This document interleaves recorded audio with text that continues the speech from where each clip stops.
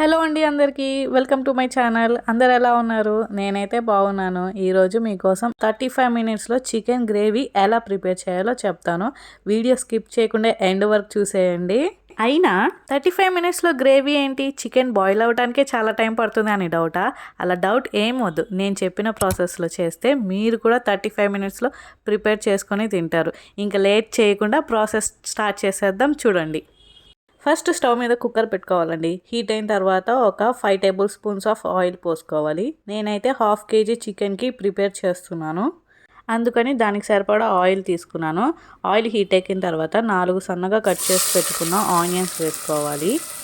నేనైతే ఇప్పుడు stove full ఫ్లేమ్లో పెట్టుకున్నానండి. ఫుల్ మీడియం అడ్జస్ట్ చేసుకుంటూ చేసుకోవాలండి.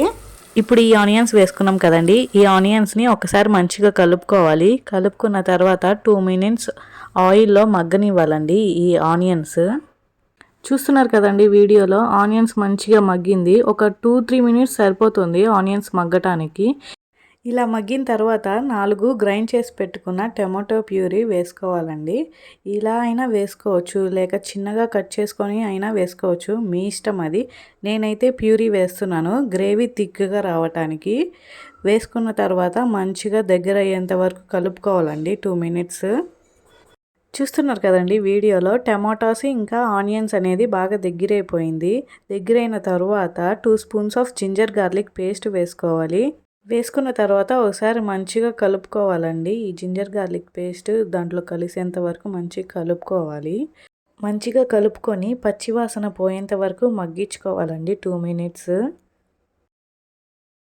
ఆఫ్టర్ 2 మినిట్స్ మగ్గిన తర్వాత మంచిగా క్లీన్ చేసుకున్న చికెన్ వేసుకోవాలి. వేసుకున్న తర్వాత 1 మినిట్ మనం చేసుకున్న గ్రేవీ మొత్తం చికెన్కి పట్టేలాగా కలుపుకోవాలండి. అలా కలుపుకున్న తర్వాత 1 స్పూన్ పసుపు వేసుకోవాలి. అలాగే టేస్ట్కి సరిపడా సాల్ట్ కూడా వేసుకోవాలండి. నేనైతే 2 స్పూన్స్ అలా వేసుకుంటున్నాను. అలాగే 1 spoon garam masala, 2 spoons chicken masala powder కూడా వేసుకోవాలి. అలా వేసుకున్న తర్వాత చికెన్ ముక్కలకన్నిటికీ మసాలా పట్టేటట్టు మంచిగా కలుపుకోవాలండి. అలా కలిపిన తర్వాత 1 గ్లాస్ వాటర్ పోసుకోవాలండి. వాటర్ ఎందుకంటే చికెన్ పీసెస్ అన్నీ మంచిగా ఉడకటానికి. వాటర్ పోసుకున్న తర్వాత విజిల్ ఉన్న కుక్కర్ మూత వేసుకోండి. విజిల్ అయితే ఫుల్ ఫ్లేమ్లో 5 విజిల్స్ వస్తే సరిపోతుంది. అలాగే మీడియం ఫ్లేమ్లో అయితే 3 విజిల్స్ వస్తే సరిపోతుంది చికెన్ బాయిల్ అవ్వటానికి. నేనైతే ఫుల్ ఫ్లేమ్లో కుక్ చేస్తున్నాను కాబట్టి 5 విజిల్స్ తర్వాత ఎయిర్ ప్రెషర్ తీసేసి మూత ఓపెన్ చేశానండి. ఒకసారి పీస్ ఉడికిందా లేదా చెక్ చేద్దాము. చూస్తున్నారు కదండి వీడియోలో, గ్రేవీ అయితే బాగా వచ్చింది. ఇంకా చికెన్ చూడండి మంచిగా అయితే ఉడికిపోయింది. ఇంకా మన ప్రాసెస్ ఫైనల్కి అయితే వచ్చేసింది. ఇప్పుడు కొన్ని కరివేపాకు రెబ్బలు వేసుకుందామండి. కరివేపాకు వేసుకున్న వెంటనే స్మెల్ అయితే చాలా మంచిగా వస్తుందండి. ఈ స్మెల్ నాకు చాలా ఇష్టం. కరివేపాకు వేసుకున్న తర్వాత అప్పుడే అయిపోయింది అని అనుకోకండి, ఇంకా లాస్ట్లో కారం కూడా వేసుకోవాలి. నేనైతే కారం కొంచెం ఎక్కువే తింటానండి, అందుకని నేను ఒక 3 స్పూన్స్ కారం వేసుకుంటున్నాను. ఇంకా మీరైతే మీ టేస్ట్కి నచ్చినట్టు వేసుకోండి కారాన్ని. కారం వేసుకున్న తర్వాత మంచిగా కలుపుకొని ఒక 5 మినిట్స్ అలానే స్టవ్ మీద పెట్టుకోండి. ఆఫ్టర్ 5 మినిట్స్ తర్వాత చూస్తున్నారు కదండి, గ్రేవీలో లాస్ట్కి ఆయిల్ అయితే సపరేట్ అయిపోయింది. ఇంకా చికెన్ గ్రేవీ ఎండింగ్కి వచ్చేసింది.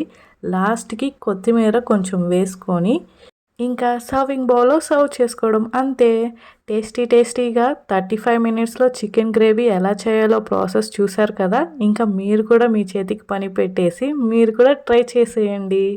ఇంకా ఈ వీడియో కూడా మీకు నచ్చుతుంది అని అనుకుంటున్నాను. లైక్ చేయండి. అలాగే ఏమైనా సజెషన్స్ ఉంటే కమెంట్ చేయండి. కొత్తగా చూసిన వాళ్ళు సబ్స్క్రైబ్ మాత్రం మర్చిపోకండి అస్సలు. అలాగే బెల్ ఐకాన్ కూడా మర్చిపోకండి, నోటిఫికేషన్స్ కూడా వస్తుంది. ఇంకా ఈ చికెన్ గ్రేవీ అయితే చపాతీకి, రోటీకి ఇంకా బిర్యానీలోకి చాలా బాగుంటుంది. ఒకసారి మీరు కూడా ట్రై చేయండి. ఇంకా మరొక కొత్త వీడియోతో మళ్ళీ కలుద్దాం. థ్యాంక్స్ అండి. Thanks for watching. ఈరోజు మీకోసం కందగడ్డ పులుసు ఎలా తయారు చేయాలో మీకు చూపిస్తాను. ఇలా తయారు చేసుకుంటే చాలా టేస్టీగా ఉంటుందండి. అన్నంలోకి కలుపుకొని తింటే చాలా బాగుంటుంది.